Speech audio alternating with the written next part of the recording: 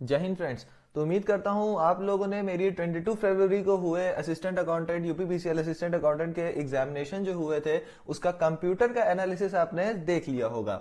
ठीक है, तो जैसा कि उस एनालिसिस को देखने के बाद हम लोगों को ये पता चला कि सारे टॉपिक्स अपनी जगह, लेकिन जो हमारे फंडामेंटल जो हमारा टॉपिक था उससे बहुत ज्यादा क्वेश्चंस आए हुए थे। ठीक है, फंडामेंटल और एक दो टॉपिक ऐसे हैं जिससे 10 to 15 क्वेश्चन सिर्फ एक ही सिमिलर टॉपिक से कवर अप हुए थे। तो ये सारी बातें हम लोगों ने अपने कंप्यूटर के पेपर एनालिसिस पे हमने ये चीज कवर कर ली थी। अगर आपने उस वीडियो को नहीं देखा है तो प्लीज जाकर के मेरे उस कंप्यूटर एनालिसिस के वीडियो को जरूर से चेकआउट करिएगा। उसमें आपको कंप्यूटर सेक्शन से रिलेटेड सारी इंफॉर्मेशन यूपीपीसीएल असिस्टेंट अकाउंटेंट के एग्जामिनेशन के बारे में आपको मिल जाएगी। ठीक है, तो फिलहाल अभी हम इस वीडियो की तरफ चलते हैं। तो यहां पर हमने ये देखना है कि आज हम लोग पढ़ेंगे जो हमारा कंप्यूटर के फंडामेंटल वन लाइनर्स होंगे उनको आज हम लोग कवर अप करने वाले हैं। ठीक है, तो आज हम लोग फंडामेंटल के वन लाइनर्स यानी कंप्यूटर फंडामेंटल के जितने भी वन लाइनर्स होंगे उनको बहुत ही अच्छे से पढ़ेंगे। आज देखिए ये हम लोग का पार्ट नंबर 7 है। ठीक है, वन लाइनर्स का ये पार्ट नंबर 7 है। ये हम लोग की पूरी एक सीरीज चल रही है वन लाइनर्स की।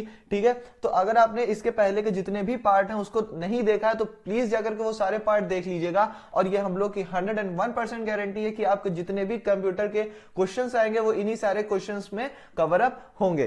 ठीक है, तो अब इस वीडियो के बारे में अगर हम बात करें तो आज हमारे पास टोटल वन लाइनर्स कितने हैं? 31। टोटल वन लाइनर्स कितने हैं? 31 वन लाइनर्स हैं। और आज हम लोग इन्हीं वन लाइनर्स को कवर अप करेंगे। यानी अगर इन 31 वन लाइनर्स को कवर अप हम लोगों ने कर लिया, इसको अगर हम लोगों ने याद कर लिया तो हमारे कंप्यूटर के फंडामेंटल से रिलेटेड एक भी क्वेश्चन नहीं फंसेंगे, सारे के सारे स्मूथली कवर हम लोग कर लेंगे। ठीक है, चलिए अब आगे बढ़ते हैं अपने पॉइंट आज के फर्स्ट पर। ठीक है, बेसिक से स्टार्ट कर रहे हैं। तो सबसे पहला पॉइंट आया, Charles Babbage is known as father of computer. देखिए ये सबको पता भी है, लेकिन अगर नहीं पता तो जान लीजिए कि चार्ल्स बेबेज को ही हम लोग कंप्यूटर का जनक कहा जाता है। यानी Charles Babbage is known as the father of computer. ठीक है, चलिए अब आगे बढ़ते हैं अपने नेक्स्ट पॉइंट पर। नेक्स्ट पॉइंट हमसे क्या बोल रहा है? Magnetic tapes has low speed storage. ठीक है, हिंदी में इसको पढ़ लें, चुंबकीय टेप में कम गति का भंडारण होता है। ठीक है, अब देखिए यहां पर हमको किसके बारे में बताया? मैग्नेटिक टेप्स के बारे में। ठीक है, मैग्नेटिक टेप्स के बारे में हमको बताया magnetic tapes has low speed storage. ठीक है, इसकी क्या होती है? लो स्पीड होती है स्टोरेज की। ठीक है ना, अब ये चीज ध्यान में रखिएगा कि किसकी लो स्पीड होती है स्टोरेज की, तो वो क्या होगा? मैग्नेटिक टेप्स की। ठीक है, या फिर ये भी पूछ सकता है कि मैग्नेटिक टेप्स में क्या होती है? लो स्पीड स्टोरेज होती है या हाई स्पीड स्टोरेज होती है? तो उस पर आप लोग क्या ऑप्शन टिक करेंगे? लो स्पीड स्टोरेज। ठीक है, अब आगे बढ़ते हैं अपने पॉइंट नंबर 3 की तरफ। पॉइंट 3 हमसे क्या बोल रहा है? Magnetic tapes is not an input या आउटपुट डिवाइस। ठीक है, इसको समझिएगा ध्यान से, चुंबकीय टेप एक इनपुट या आउटपुट डिवाइस नहीं है। तो यहां पे ये क्या है? मैग्नेटिक टेप्स के बारे में हमको बताया कि मैग्नेटिक टेप्स ना ही इनपुट है और ना ही आउटपुट डिवाइस है। ठीक है, मैग्नेटिक टेप्स ना ही इनपुट है और ना ही आउटपुट डिवाइस है। ठीक है, अब आगे बढ़ते हैं फोर्थ पॉइंट की तरफ। फोर्थ पॉइंट हमसे क्या बोल रहा है? CPU has highest speed.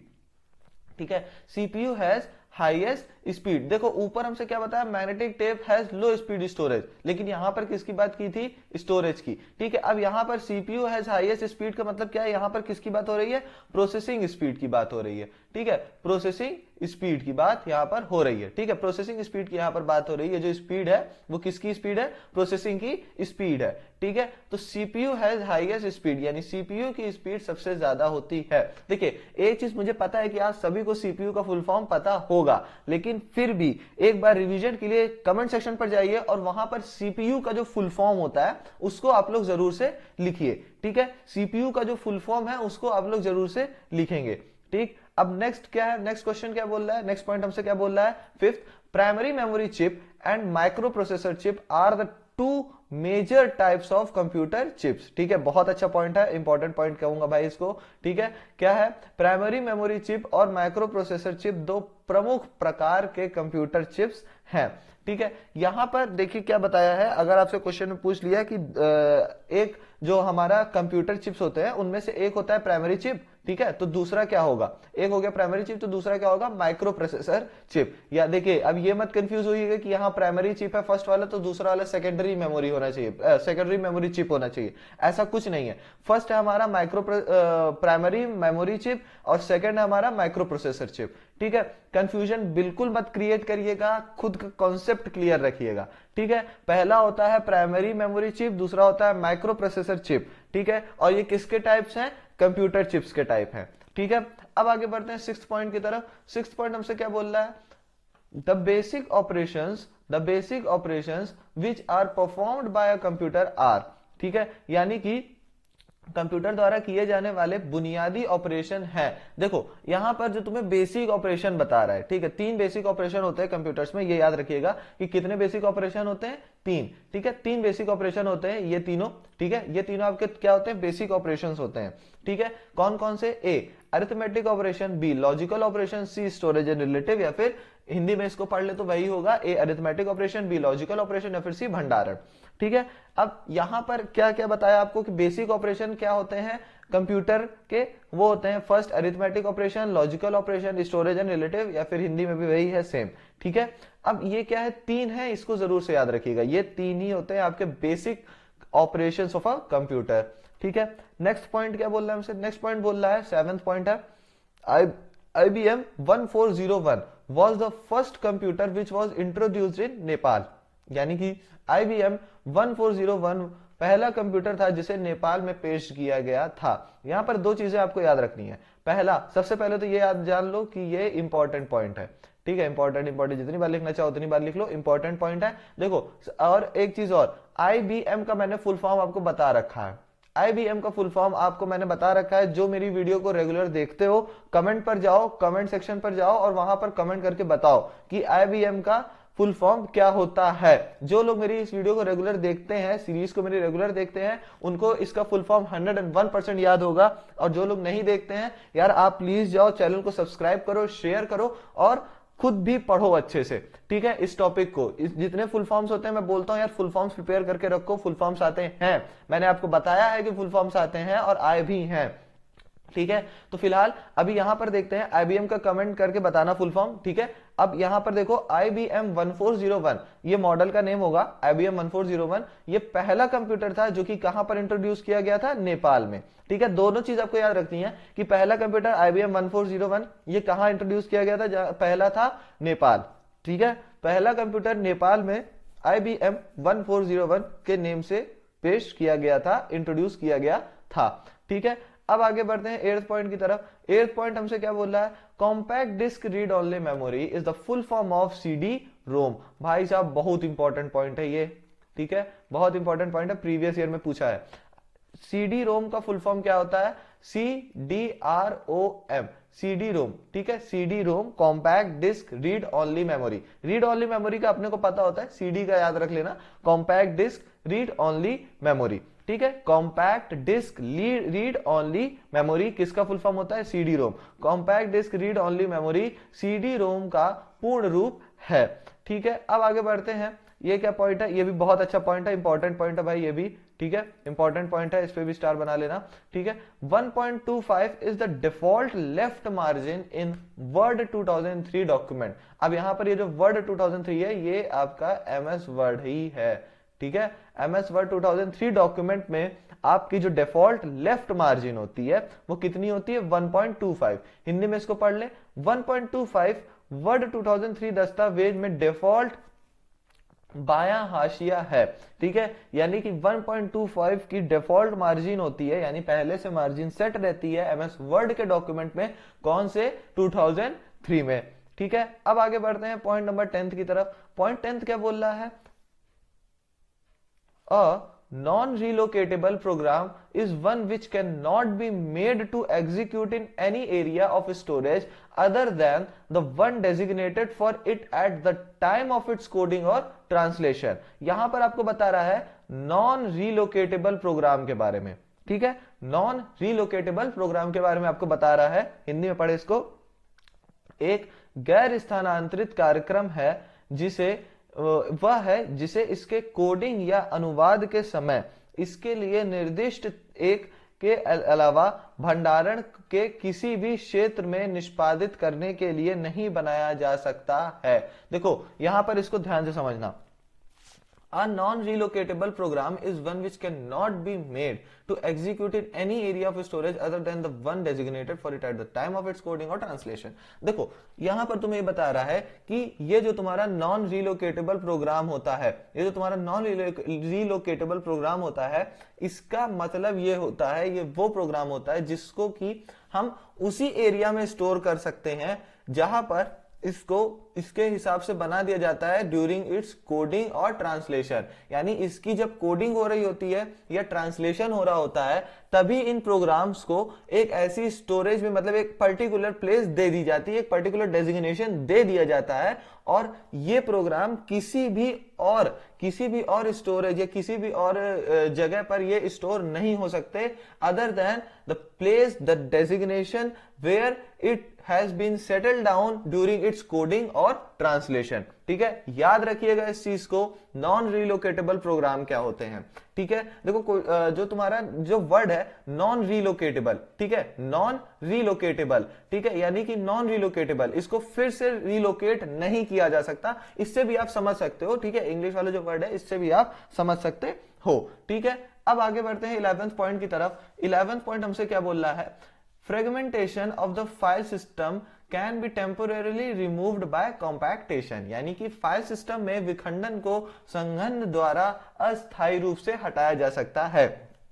अगर हमें फ्रेगमेंटेशन को हटाना है अपने सिस्टम से, फाइल सिस्टम को मतलब हटाया जा सकता है टेम्पोरेली, लेकिन ठीक है, यानी कि अस्थायी रूप से टेम्पोरेली हटाया जा सकता है कॉम्पैक्टेशन के थ्रू। ठीक है, अब आगे बढ़ते हैं 12th पॉइंट की तरफ। 12th पॉइंट हमसे क्या बोल रहा है, utility programme is the system software which does the job of merging the records from two files into one। यहां पर तुमको किसके बारे में बताया, यूटिलिटी प्रोग्राम के बारे में। ठीक है, यूटिलिटी प्रोग्राम के बारे में आपको बता रहा है, यूटिलिटी प्रोग्राम सिस्टम सॉफ्टवेयर है जो दो फाइलों में से रिकॉर्ड को एक में मर्ज करने का काम करता है। यानी कि अगर हमारे पास एक फाइल ये है, दूसरी फाइल ये है, अगर हमें इसका और इसके जो डॉक्यूमेंट है या इसमें जितनी भी इंफॉर्मेशन है, ठीक है, इसकी जितना भी रिकॉर्ड्स हैं, अगर हमें उन सबको मर्ज करना है तो हम यहां पर किसका यूज करेंगे, यूटिलिटी प्रोग्राम का। ठीक है, यूटिलिटी प्रोग्राम का यूज करके हम इसका रिकॉर्ड और इसका रिकॉर्ड आपस में क्या करा सकते हैं, मर्ज करा सकते हैं। और ये क्या होता है, एक सिस्टम सॉफ्टवेयर होता है। ठीक है, याद रखिएगा सिस्टम सॉफ्टवेयर होता है ये यूटिलिटी प्रोग्राम, एक सिस्टम सॉफ्टवेयर होता है जो दो डिफरेंट फाइल्स के रिकॉर्ड्स को आपस में मर्ज कराने का काम करता है। ठीक है, अब आगे बढ़ते हैं 13th पॉइंट पर। 13th पॉइंट हमसे क्या बोल रहा है, symbolic languages were developed in 1950। यानी कि 1950 में प्रतीकात्मक भाषाओं का विकास हुआ। अब यहां पर देखो दो चीजें याद रखनी, एक तो अपने को ईयर याद रखना, ठीक है, कि 1950, दूसरी चीज 1950 में कौन सी लैंग्वेज, सिंबॉलिक लैंग्वेजेस। ठीक है, कौन सी लैंग्वेजेस, सिंबॉलिक लैंग्वेजेस। ठीक है, याद रखना इस चीज को, symbolic languages were developed in 1950। ठीक है, अब आगे बढ़ते हैं 14th पॉइंट पर। 14th पॉइंट हमसे क्या बोल रहा है, Euronet network is the packet switching network. याद रखना भाई, अच्छा पॉइंट है ये भी, ठीक है, इंपॉर्टेंट है। ठीक है, यूरोनेट नेटवर्क एक पैकेट स्विचिंग नेटवर्क है। आपको एग्जांपल्स दे देगा ढेर सारे, ठीक है, एग्जांपल्स अलग अलग नेटवर्क के आपको दे देगा और आपसे पूछेगा कि पैकेट स्विचिंग नेटवर्क कौन सा है। ठीक है, तो आपको बताना होगा कि भाई ये जो अपना यूरोनेट है ना, यूरोनेट जो है अपना, ये क्या है, हमारा पैकेट स्विचिंग नेटवर्क है। या फिर देखो अब क्वेश्चन को ट्विस्ट दो तरीके से देखा करो, क्वेश्चन को दो तीन तरीके होते हैं क्वेश्चन पूछने के, जरूरी नहीं है जैसा हम बता रहे वैसा का वैसा आपके सामने वही क्वेश्चन रखा रहे, है ना। तो अब देखो, अब आपको कहीं हो सकता है दे दे कि यूरोनेट इज अ तक दे देगा और आपसे पूछेगा आगे का कि ये क्या होता है, पैकेट स्विचिंग नेटवर्क होता है कि किस तरह का नेटवर्क होता है। ठीक है, तो याद रखना भाई, यूरोनेट जो होता है वो क्या होता है, एक पैकेट स्विचिंग नेटवर्क होता है। ठीक, उसके बाद 15th पॉइंट क्या बोल रहा है, 15th पॉइंट हमसे बोल रहा है, digitiser is a device that changes information into digital form. याद रखना इसको भी, ये भी इंपॉर्टेंट पॉइंट है। डिजिटाइजर एक ऐसा उपकरण है जो सूचना को डिजिटल रूप में बदलता है। ठीक है, ये क्या करता है, जो इंफॉर्मेशन है उसको डिजिटल फॉर्म में कन्वर्ट कर देता है। ठीक है, जितनी भी अपनी इंफॉर्मेशन होती है उसको डिजिटल फॉर्म में कन्वर्ट करने का काम किसका होता है, डिजिटाइजर का। ठीक है, याद रखना भाई, डिजिटाइजर क्या होता है, एक ऐसा डिवाइस होता है जो कि हमारे पास जितनी भी इंफॉर्मेशन है इसको डिजिटल फॉर्म में कन्वर्ट कर देता है। डिजिटाइजर एक ऐसा उपकरण है जो सूचना को डिजिटल रूप में बदलता है। किसी भी सूचना को अगर हमें किस में कन्वर्ट करना है, डिजिटल रूप में, ठीक है, डिजिटल फॉर्म में कन्वर्ट करना है, तो उसके लिए हम किसका यूज करेंगे, डिजिटाइजर का। ठीक है, अब आगे बढ़ते हैं 16th पॉइंट पर। 16th पॉइंट हमसे क्या बोल रहा है, an index register that is automatically incremented or decremented with each use is auto index। अब देखो यहां पर तुमको किसके बारे में बताया, ऑटो इंडेक्स के बारे में। ठीक है, हिंदी में पढ़ें, एक इंडेक्स रजिस्टर जो प्रत्येक उपयोगों के साथ स्वचालित रूप से बढ़ा या घटा है, ऑटो इंडेक्स है। ठीक है, देखो अब यहां पर हमको बताया है कि कोई भी एक ऐसा इंडेक्स रजिस्टर, ठीक है, मतलब कोई भी एक ऐसा एक इंडेक्स वाला पेज जिसपे कि वो जो उसकी इंडेक्स है वो ऑटोमेटिकली इंक्रीमेंट या डिक्रीमेंट, ठीक है, यानी कि वो ऑटोमेटिकली इंक्रीज होती है या डिक्रीज होती है अकॉर्डिंग टू इट्स यूज। अब विद ईच यूज, देखो साफ साफ लिखा हुआ है ना, विद ईच यूज, हर एक यूज के अकॉर्डिंग जो चेंज होती है उसको हम लोग क्या बोलते हैं, ऑटो इंडेक्स बोलते हैं। देखो विद ईच यूज, जो प्रत्येक उपयोग, विद ईच यूज, ठीक है, हर एक यूज के अकॉर्डिंग वो ऑटोमेटिक खुद को चेंज करे, अपनी इंडेक्स को, कहने का मतलब चेंज करे, उसको हम लोग क्या बोलते हैं, ऑटो इंडेक्स बोलते हैं। ठीक है, अब आगे बढ़ते हैं अपने 17th पॉइंट पर। 17th पॉइंट हमसे क्या बोल रहा है, a modern electronic computer is a machine that is meant for input storage, manipulation of outputting of data. ठीक है, इसको हिंदी में पढ़ा जाए, एक आधुनिक इलेक्ट्रॉनिक कंप्यूटर एक मशीन है जो इनपुट स्टोरेज, डाटा के आउटपुट में हेर फेर के लिए है। ठीक है, याद रखिएगा, अपना जो आजकल जो एक मॉडर्न इलेक्ट्रॉनिक कंप्यूटर जो हम लोग अब के टाइम पर, मतलब मॉडर्न टाइम पर जो एक इलेक्ट्रॉनिक कंप्यूटर यूज कर रहे हैं, वो किसके लिए होता है भाई, इनपुट स्टोरेज। ठीक है, इनपुट स्टोरेज के लिए होता है, manipulation of outputting of data, यानी कि डेटा के आउटपुट में हेरफेर करने के लिए, यानी कि जो उस डेटा, मतलब कोई भी अगर हमारी इंफॉर्मेशन है उसका जो हमें डेटा आउटपुट जो हमें मिल रहा है उसमें भी अगर हमें कोई चेंज करना है तो वो भी किसके अंडर में आएगा, किसके कैरेक्टरिस्टिक के अंडर में आएगा, एक मॉडर्न इलेक्ट्रॉनिक कंप्यूटर के कैरेक्टरिस्टिक में आता है ये सब। ठीक है, अब आगे बढ़ते हैं अपने 18th पॉइंट पर। 18th पॉइंट हमसे क्या बोल रहा है, RAM is used as a short memory because it is volatile. ठीक है, इंपॉर्टेंट पॉइंट, ये क्या है, एक अपना इंपॉर्टेंट पॉइंट है, रैम का उपयोग शॉर्ट मेमोरी के रूप में किया जाता है क्योंकि यह वोलाटाइल है। अच्छा, सबसे पहले ये बताओ कंप्यूटर लैंग्वेज में वोलाटाइल का मतलब क्या होता है, कमेंट सेक्शन पर जाओ, वीडियो को पॉज करो, अगर आपको पता है तो जाओ जरूर से बताना वोलाटाइल का मतलब क्या होता है, वरना मैं तो अभी बताऊंगा ही। ठीक है, तो चलिए, अब उम्मीद करता हूं जिसको जिसको पता होगा उसने कमेंट कर दिया होगा। ठीक है, देखिए वोलाटाइल, हम लोग जब 12th पे थे, अगर आप लोगों ने पढ़ा भी होगा, जो साइंस साइड से होंगे वो जानते हैं कि अगर जब जो वोलाटाइल लिक्विड्स होते हैं वो क्या होते हैं, अगर हम इनको खुले एटमॉस्फेयर में रख देते हैं तो ये क्या हो जाते हैं, वेपराइज हो जाते हैं। ठीक है, तो उसको हम लोग वैसे लिक्विड को हम लोग क्या बोलते हैं, वोलाटाइल लिक्विड। फॉर एग्जाम्पल आपका पेट्रोल, अल्कोहल, ठीक है, ये सारी चीजें क्या है, वोलाटाइल हैं। ठीक है, अब यहां पर रैम की बात हो रही है, कंप्यूटर की बात हो रही है, तो भाई ये वो चीज नहीं है कि आप रैम को खुले में रख दो तो इसकी डेटा उड़ जाए, नहीं, ऐसा कुछ नहीं है। फिलहाल यहां पर जो हम कंप्यूटर रैम की बात कर रहे हैं, तो कंप्यूटर में वोलाटाइल का मतलब ये होता है कि जैसे ही हम लोग कंप्यूटर के पावर को ऑफ कर दें, ठीक है, पावर को ऑफ कर दें, और पावर को ऑफ करने से पहले जो भी उसमें इंफॉर्मेशन हो, पावर को ऑफ किया, वो सारी की सारी इंफॉर्मेशन क्या हो गई, उड़ गई। ठीक है, इरेज हो जाती है पूरी इंफॉर्मेशन, वो इंफॉर्मेशन इरेज हो गई, और फिर जैसे ही हमने ऑन किया तो हमने देखा क्या कि भाई इसकी जितनी इंफॉर्मेशन थी वो तो उड़ चुकी है। ठीक है, तो ऐसे चीजों को कंप्यूटर लैंग्वेज में हम लोग क्या बोलते हैं, वोलाटाइल। ठीक है, कंप्यूटर की ऐसी चीज जिनको कि हम लोग स्विच ऑफ कर दें, ठीक है, जैसे ही हम लोग उसको स्विच ऑफ कर दें और फिर स्विच ऑन करें, यानी कि ऑफ किया और ऑफ करने के बाद इसको ऑन किया, तो जब ये पहले ऑन था, ऑफ करने के पहले जब ये ऑन था, उस ऑन की कंडीशन में इसमें जितना भी डाटा था वो जैसे ही ऑफ किया वो सारा का डाटा क्या हो गया, इरेज हो गया, सारा का सारा डाटा क्या हो गया, इरेज हो गया। और फिर जब हमने उसको ऑन किया तो वो पूरा का पूरा क्या था, ब्लैंक था।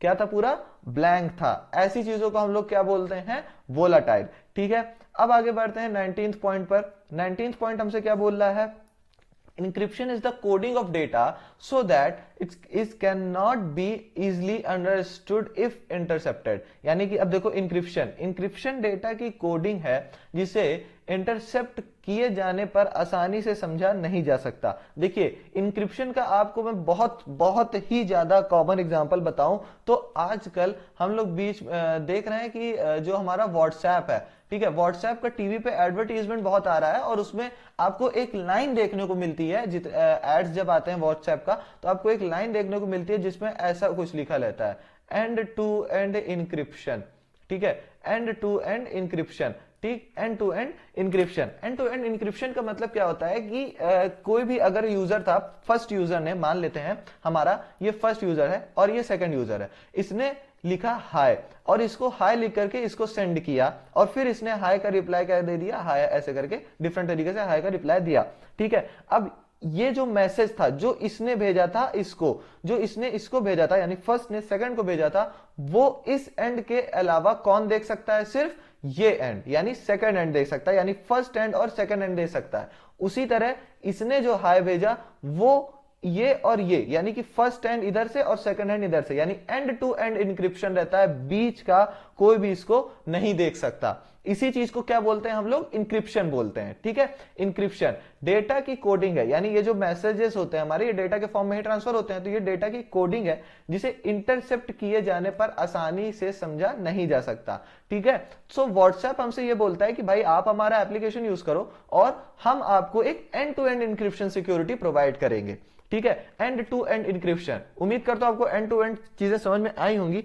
इंक्रिप्शन का मतलब बस इतना समझ लीजिए, ये आपकी सेफ्टी के लिए होता है, ठीक है। हमारे जो यूजर्स होते हैं, जो हमारे एप्लीकेशन, सोशल मीडिया या कोई भी इंटरनेट एप्लीकेशन यूज कर रहा होता है, तो इंक्रिप्शन उनकी सिक्योरिटी के लिए होता है कि उनका जो पर्सनल डेटा है वो किसी भी थर्ड पार्टी को ट्रांसफर ना होने पाए, ठीक है। अब आगे बढ़ते हैं 20 पॉइंट पर। 20th पॉइंट हमसे क्या बोल रहा है, the organization and interconnection of the various components of a computer system is architecture। यहां पर ये एक आप जनरल नॉलेज के लिए भी बोल सकते हो और वैसे भी एक अच्छा पॉइंट है। आर्किटेक्चर के बारे में आपको बताया, कंप्यूटर सिस्टम के विभिन्न घटकों का संगठन और इंटरकनेक्शन आर्किटेक्चर है, ठीक है। आर्किटेक्चर है, आर्किटेक्चर क्या होता है, किसी भी ऑर्गेनाइजेशन में, ठीक है, किसी भी ऑर्गेनाइजेशन में उस ऑर्गेनाइजेशन का और कंप्यूटर के अलग अलग कंपोनेंट्स का जो इंटरकनेक्शन होता है उसको हम लोग क्या बोलते हैं, आर्किटेक्चर, ठीक है। आर्किटेक्चर क्या होता है भैया, organisation and the interconnection of the various components of a computer system, यानी कंप्यूटर सिस्टम के विभिन्न घटकों का संगठन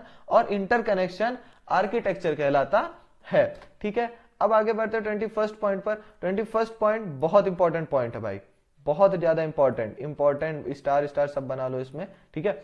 अ device invented by doctor Roback in 1966 for mass storage of data is magnetic bubble storage, यानी कि डाटा के बड़े पैमाने पर भंडारण के लिए 1966 में डॉक्टर बोबेक द्वारा आविष्कार किया गया एक उपकरण मैग्नेटिक बबल स्टोरेज है, ठीक है। मैग्नेटिक बबल स्टोरेज क्या होता है, ये एक ऐसा स्टोरेज का डिवाइस है, ठीक है, जिसको कि मास स्टोरेज ऑफ डेटा, ठीक है, क्या लिखा हुआ है, मास स्टोरेज ऑफ डेटा, यानी कि बहुत बड़े अमाउंट ऑफ डेटा को स्टोर करने के लिए डॉक्टर रोबैक ने 1966 में इसका इन्वेंशन किया था। याद रखिएगा इसको, 1966 में डॉक्टर बोबैक ने, ठीक है। अब आगे बढ़ते हैं 22nd पॉइंट पर। 22nd पॉइंट हमसे क्या बोल रहा है, a memory that holds micro programs is ROM. अच्छा पॉइंट है ये भी, ठीक है, इंपॉर्टेंट पॉइंट है। देखो फंडामेंटल में आपको बेसिक चीजें पढ़ाएंगे, एकदम छोटी छोटी चीजें देख रहे होगे सब, मैक्सिमम आपको छोटे पॉइंट्स ही मिलेंगे जिसमें एकदम हल्की सी चीजें लिखी होंगी, है ना। माइक्रो प्रोग्राम रखने वाली मेमोरी रोम है, ठीक है। माइक्रो ऐसा कोई रैम या रोम, आपको ऑप्शन कंफ्यूज करने के लिए क्या देगा कि माइक्रो प्रोग्राम किसमें होते हैं, ठीक है, कौन सी मेमोरी है जो माइक्रो प्रोग्राम को होल्ड करती है, रैम रोम, सीडी रोम या ईईपी रोम, अलग अलग तरह के रोम दे देगा आपको, पूछेगा क्या होता है उसमें, तो आप किस पर क्लिक करोगे, रोम पर। रोम का full form read only memory, ठीक है। अब आगे बढ़ते हैं 23rd पॉइंट पर। 23rd पॉइंट आउटपुट के लिए मैंने आपको समझाया है, ठीक है। आउटपुट के लिए मतलब मैंने इसको डाला है कि the report card and merit list forms the output data, ठीक है। रिपोर्ट कार्ड और मेरिट सूची आउटपुट डेटा बनाती है। जैसे कि आप जो अभी पेपर के लिए आप लोग जो अभी पेपर के लिए प्रिपरेशन कर रहे हैं, उसकी जब रिपोर्ट आएगी, ठीक है, उसका जब रिपोर्ट कार्ड आएगा या उसकी जब मेरिट लिस्ट आएगी, ठीक है, तो वो किस चीज का एग्जाम्पल होगा, वो होगा एक आउटपुट डेटा होगा, ठीक है, आउटपुट डेटा होगा। ठीक है, अब आगे बढ़ते हैं 24th पॉइंट पर। 24th पॉइंट हमसे क्या बोल रहा है, a memory that does not change its contents without external causes is known as static memory. क्या बोल रहा है हमसे, ऐसी मेमोरी जो बाहरी कारणों के बिना अपनी सामग्री को नहीं बदलती है स्टैटिक मेमोरी कहलाती है। ठीक है, अब देखना क्या बोल रहा है हमसे, मतलब इसका मतलब क्या है, ऐसी मेमोरी जो बाहरी कारणों के बिना, मतलब कि जैसे कोई एक ऐसी मेमोरी है जो कि अगर उसको मतलब कोई एक्सटर्नल कॉज, जैसे कि एक्सटर्नल को मतलब बाहरी कारण, मतलब जैसे यूजर बोले उसको, कोई उसको वैसा कमांड मिले कि इस चीज को उठा करके यहां रखो, तो ऐसे अगर उसकी चीजें एक्सटर्नल कॉजेज ना हो तो ऐसी कौन सी मेमोरी है जो अपने डॉक्यूमेंट को, अपनी डेटा को इधर से उधर नहीं होने देती है, कौन सी मेमोरी है, वो होती है स्टैटिक मेमोरी। ठीक है, स्टैटिक मेमोरी एक ऐसी मेमोरी है जिसमें अगर हम डेटा रख देते हैं या डेटा फीड करा देते हैं तो वो डेटा वहीं पर रहता है अनलेस कोई एक्सटर्नल कॉज उस पर ना आए। ठीक है, मतलब कि स्टैटिक मेमोरी एक ऐसी मेमोरी होती है कि जिसमें अगर हमने किसी डेटा को रख दिया, किसी डेटा को इनपुट कर दिया है तो वो डेटा वहीं पर रहेगा जब तक उसमें कोई एक्सटर्नल कॉज नहीं आता। ठीक है, अब आगे बढ़ते हैं 25th पर। 25th पॉइंट हमसे क्या बोला है, computer memory consist of, important point है भाई, इंपॉर्टेंट पॉइंट है ये। ठीक है, इंपॉर्टेंट पॉइंट है। इंपॉर्टेंट पॉइंट क्यों है भाई, इसमें कंप्यूटर मेमोरी कंसिस्ट ऑफ, बहुत बार पूछ सकता है आपसे कि कंप्यूटर मेमोरी किस चीज से कंसिस्ट होती है, मतलब क्या क्या चीज उसमें होता है। ठीक है, क्या क्या चीज उसमें होता है, तो पहला है रैम, यानी कि रैंडम एक्सेस मेमोरी, ये है रीड ओनली मेमोरी। ठीक है, और ये क्या होता है, प्रोग्रामेबल रीड ओनली मेमोरी। ठीक है, इसमें क्या है, पी का मतलब क्या होता है, प्रोग्रामेबल। ठीक है, प्रोग्रामेबल रीड ओनली मेमोरी। ठीक है, प्रोग्रामेबल रीड ओनली मेमोरी। ठीक, अब देखो हिंदी में इसको पढ़ लो, कंप्यूटर मेमोरी में शामिल है, तीन चीजें शामिल होती हैं भाई, तीन चीजें कंसिस्ट ऑफ होती हैं। ए रैम, ये राम लिख गया, ठीक है, ये राम लिख गया, ये होगा RAM। ठीक है भाई, रैम। उसके बाद रोम, ये प्रोम लिखा हुआ है, ये प्रोम नहीं, PROM है। ठीक है, प्रोग्रामेबल रीड ओनली मेमोरी। ठीक है, अब आगे बढ़ते हैं अपने 26th पॉइंट पर। भाई ये वाले पॉइंट को अच्छे से प्रिपेयर कर लेना, कंप्यूटर मेमोरी कंसिस्ट ऑफ वाले को। ठीक है, बहुत अच्छा पॉइंट है, जरूर से इसको नोट डाउन कर लेना। ठीक, 26th पॉइंट क्या है, 26th point, Simula programming language is based on ALGOL 60। ठीक है, ये चीज अच्छी है, अच्छा पॉइंट है। सिमुला प्रोग्रामिंग भाषा एल्गोल 60 पर आधारित है। आपसे बोल देगा सिमुला किस लैंग्वेज पर बेस्ड है, किस पे बेस्ड है, एल्गोल 60 पर। ठीक है, याद रखिएगा जो सिमुला लैंग्वेज है वो किस पर बेस्ड है, एल्गोल 60 पर। अब आगे बढ़ते हैं 27th पॉइंट पर, compression of digital data, compression. ठीक है, compression of digital data for efficient storage is packing. ठीक है, पैकिंग क्या होती है इसके बारे में आपको बताया, कुशल भंडारण के लिए डिजिटल डेटा का संपीड़न पैकिंग है। पैकिंग क्या होता है, जो भी हमारा डिजिटल डेटा है उसको कंप्रेस करना, कंप्रेस करना मतलब दबाना। ठीक है, डिजिटल डेटा को दबाना ताकि वो एक एफिशिएंट स्टोरेज ले। ठीक है, ये नहीं कि एक्स्ट्रा स्टोरेज फालतू में लिया हुआ है। ठीक है, तो इसको क्या बोलते हैं हम लोग, पैकिंग बोलते हैं। क्या बोलते हैं, पैकिंग। पैकिंग क्या होता है, कंप्रेशन ऑफ डिजिटल डेटा, यानी डिजिटल डेटा को दबाना, कुशल भंडारण के लिए डिजिटल डेटा का संपीड़न क्या कहलाता है, पैकिंग। ठीक है, अब आगे बढ़ते हैं 28th पॉइंट पर। 28th पॉइंट हमसे क्या बोल रहा है, a notation used to express clearly an algorithm is known as algorithmic language. Important point भाई, एल्गोरिथमिक लैंग्वेज के बारे में बताया है, एल्गोरिथम पर स्पष्ट रूप से व्यक्त करने के लिए उपयोग किए जाने वाले अंकन को एल्गोरिथम भाषा के रूप में जाना जाता है। एल्गोरिथम लैंग्वेज क्या होती है, एक ऐसा नोटेशन, ठीक है, एक ऐसा कोई लाइन या ऐसे कोई अंकन, ठीक है, ऐसा कोई अंक जो कि क्लियरली किसको दिखा है, एल्गोरिथम को, किसी भी एल्गोरिथम को दिखा है तो उसे हम लोग क्या बोलते हैं, एल्गोरिथमिक लैंग्वेज बोलते हैं। ठीक है, अब आगे बढ़ते हैं 29th पॉइंट पर। 29th पॉइंट भाई बहुत ज्यादा इंपॉर्टेंट है, मोस्ट इंपॉर्टेंट। ठीक है, इसमें क्या तुम्हें कंपाइलर के बारे में बताया है, कंपाइलर। ठीक है, कंपाइलर कई जगह आप लोगों ने सुना भी होगा। A compiler means a program which translates source program into object program. ठीक है, कंपाइलर का अर्थ है एक प्रोग्राम जो सोर्स प्रोग्राम को ऑब्जेक्ट प्रोग्राम में ट्रांसलेट करता है, यानी कि सोर्स प्रोग्राम है ये अपना, ठीक है, सोर्स प्रोग्राम है और सोर्स प्रोग्राम को किस में ट्रांसफर करेगा, ऑब्जेक्ट प्रोग्राम में, ऑब्जेक्ट प्रोग्राम में ट्रांसफर करेगा। और ये किसके थ्रू ट्रांसफर होगा, वो होगा अपना कंपाइलर। ठीक है, क्या होगा, अपना कंपाइलर होगा, सोर्स प्रोग्राम से ऑब्जेक्ट प्रोग्राम में ट्रांसफर करने वाला डिवाइस या प्रोग्राम वो क्या होता है, कंपाइलर होता है। कंपाइलर क्या है, एक प्रोग्राम है जो कि सोर्स प्रोग्राम को ऑब्जेक्ट प्रोग्राम में ट्रांसफर करता है, ट्रांसलेट करता है। याद रखना इस चीज को, ठीक है। अब अपना 38 पॉइंट क्या है, compiler and interpreters are themselves programs, ठीक है। यानी कंपाइलर और दुभाषाएं क्या है, दुभाषाएं क्या है, प्रोग्राम है। मोस्ट इंपॉर्टेंट पॉइंट ये भी है, देखो ये सारी चीजें एमसीक्यू में पूछी जा सकती है, क्योंकि फंडामेंटल मैंने आपको अपने पेपर के एनालिसिस में बताया था, पूछा जा रहा है और बहुत अच्छे से पूछा जा रहा है। छोटे छोटे क्वेश्चन से वो उठा रहे हैं क्वेश्चन, ठीक है, छोटे छोटे पॉइंट को पकड़ रहे हैं, इसीलिए प्रिपरेशन बहुत अच्छे से करिएगा, ठीक। Compiler and interpreters are themselves program. Compiler और इंटरप्रेटर क्या है, देखो यहां पर भी मैंने ऊपर अपने 29 पॉइंट पर देखें तो कंपाइलर के बारे में मैंने बताया है कि ये क्या होते हैं, एक प्रोग्राम होते हैं, ठीक है। तो compiler and interpreters are themselves program, ये क्या है, एक प्रोग्राम है, ठीक। चलिए आज का हमारा लास्ट पॉइंट 31st पॉइंट हमसे क्या बोल रहा है, application language is another name of functional language. बहुत ही मोस्ट इंपॉर्टेंट भाई, मोस्ट इंपॉर्टेंट पॉइंट है ये, ठीक है। क्या बोल रहा है, एप्लीकेशन लैंग्वेज फंक्शनल लैंग्वेज का दूसरा नाम है।